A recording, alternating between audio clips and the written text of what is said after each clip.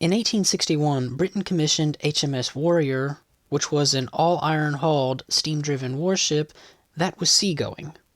What is significant for the future regarding Warrior and its sister Black Prince is that both ships had their contracts given to private shipyards for construction, as royal dockyards were unable to build such vessels.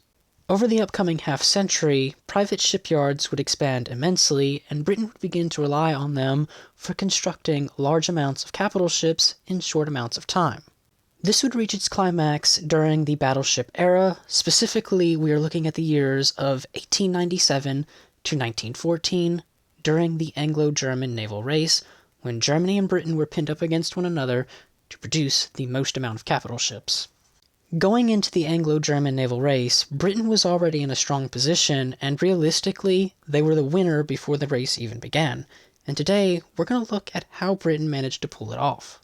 Between the HMS Warrior being commissioned in 1861 and the HMS Royal Sovereign's keel being laid down in 1889, Britain relied heavily on the royal dockyards, specifically the Chatham Dockyard and the Pembroke Dockyard. Those two yards would begin to meet their fall when in 1895 the Naval Works Act was passed, which expanded the Portsmouth Dockyard and the Devonport Dockyard. By 1905, Chatham and Pembroke were too small to contain large capital ships, and they were dropped from the battleship construction program altogether, and this meant that Devonport and Portsmouth would become the primary battleship runners as far as Royal Navy dockyards go. However, it was acknowledged that Britain could not rely solely on the royal dockyards to construct a vast number of warships, and thus the private industry had to be taken advantage of as well, which was quite easy as there was often a profit involved, though not every time, and these private yards got to hold the prestige of helping defend the nation. The primary running for private yards began in 1889 when Britain passed the Naval Defense Act, which came with the two-power system. This meant that at any given time, Britain's navy needed to be larger than the second largest and third largest navies combined. At that time, the second and third largest navies were France and Russia, respectively. As a result of the Naval Defense Act, more and more private yards would begin receiving orders, and some of the larger household names ended up becoming the Armstrong-Elswick Yard, Vickers Yard, the Thomson-Clydebank Yard, which became known as John Brown in the future, the William Beardmore Yard, and the Fairfield Yard. A part of the 1889 Defense Act, 10 battleships were to be ordered along with 60 other ships of various types, and out of this, only 53% were planned for the royal dockyards.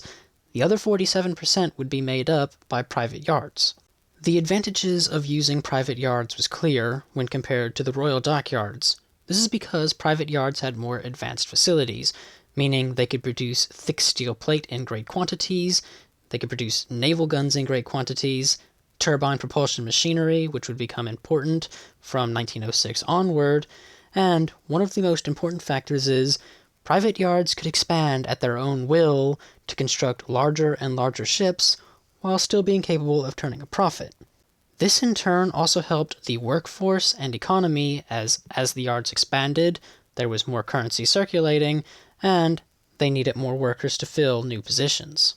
With the expansion of the private yards, they would also take advantage of their new position and begin producing capital ships for other nations, and during the 1890s, the most prominent buyer was Japan.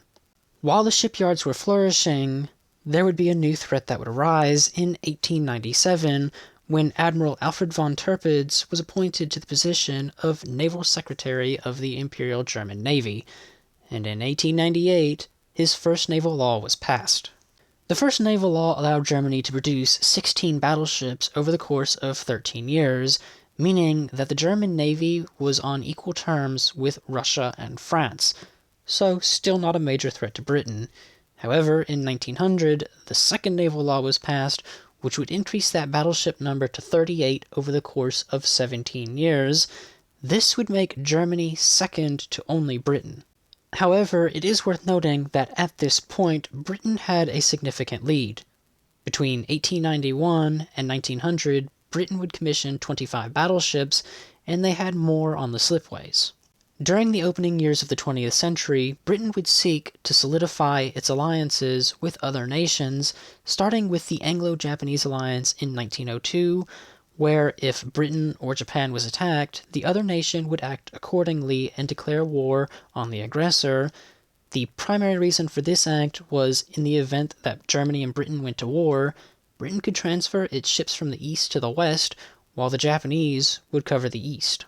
In 1904, Britain and France would sign the Entente Cordiale, which would settle many disagreements between the two nations and solidify an alliance between them, and in 1907, Russia was added to this, creating the Triple Entente. As far as the Anglo-German naval race is concerned with these agreements, these would allow Britain to free its navy to operate north of Germany, while there were also more naval fronts open to Germany, specifically in the east in the Baltic Sea. Stepping back to 1900, Britain would continue focusing on battleship construction, and between 1900 and 1906, no less than 20 battleships were launched. However, in 1906, a great evolution in battleship design would occur with the launch of HMS Dreadnought, which changed the concept of how the battleship should be constructed and operated. Dreadnought made every other battleship afloat and under construction obsolete overnight. And both Germany and Britain recognized this, meaning both navies simultaneously decided to begin focusing on dreadnought-type warships. Effectively, the Anglo-German race had reached stage 2, where both competitors had to restart from scratch. This is where the two navies would begin constructing ships radically different from one another, as in the pre-dreadnought era, Germany was mainly basing their battleships off existing British capital ships.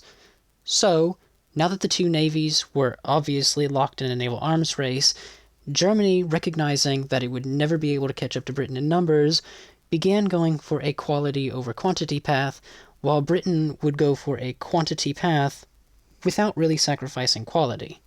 The immense amount of shipyards available to Britain's government, and their ability to prefabricate many pieces on site, would allow Britain to produce capital ships in the dreadnought era at an insane pace. At this time, Britain began to recognize that the two-system policy was unattainable, and thus they changed the policy to a 60% superiority over the second largest navy, which at this time was Germany. With the ever-increasing size of the new dreadnought-type battleship, private yards were encouraged to expand their facilities even further than they already have, and they would effectively be guaranteed a contract for capital ship construction. Another advantage that appeared during this time frame with the private shipyards is the fact that since over the previous decade they had been increasing the number of capital ships they were building for foreign navies, Britain was able to look at the designs of foreign counterparts and improve upon its own designs based off of what other navies were doing. Relations between Germany and Britain would continue to deteriorate, and in 1908 this effectively reached a climax with the passing of the Fourth Naval Bill, which guaranteed Germany an increase in dreadnought construction, meaning that by 1914, 21 new dreadnoughts were projected to be added to the German Navy. There was also a rumor spreading in Britain that Germany was opening a new naval armaments manufacture facility, which would allow it to increase the output of naval guns, and in turn allow Germany to place orders for more capital ships, and this resulted in the slogan, "We want 8 and we won't wait," being formed in Britain, and by 1910 the keels to 8 new capital ships were laid down, while 10 had already been completed and commissioned. In comparison, Germany had only completed 6 and were preparing to lay down 4 more.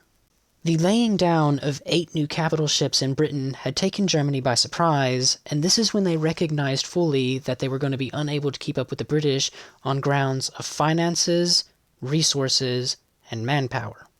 This rapid pace of shipbuilding would not slow.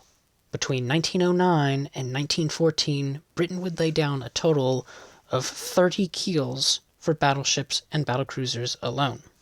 In comparison, Germany would only lay down the keels to 18 battleships and battlecruisers between the same years. While this number is impressive as it's only 12 short of the British, it must be kept in mind that the British were completing their ships faster, and when the war kicked off, Germany's production would slow down, while Britain's would increase. World War I would put an end to the Anglo-German naval race, and Britain was a clear victor throughout the entirety of the naval race. With that having been said, there is nothing more to add on to this topic for today. So, if you have enjoyed this video, why not leave a like and a comment down below, and have a wonderful day.